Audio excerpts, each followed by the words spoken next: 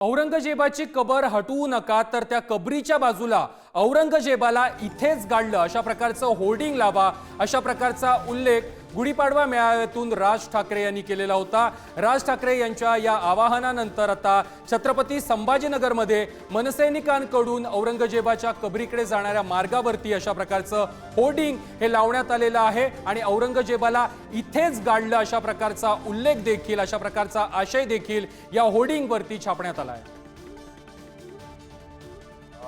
जो शत्रू आम्हाला संपवायला आलेला होता तो इथंच गाडला गेला हा मेसेज आम्हाला द्यायचा आहे।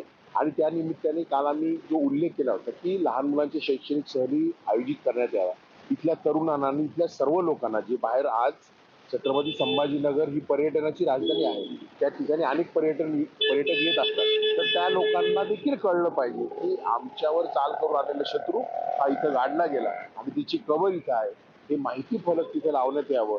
त्याच्यासाठी आज आम्ही हे प्रत्येक किलोमीटरवर अशा प्रकारचे बॅनर्स लावलेले आहेत की इथून किती किलोमीटरवर ती कबर आहे।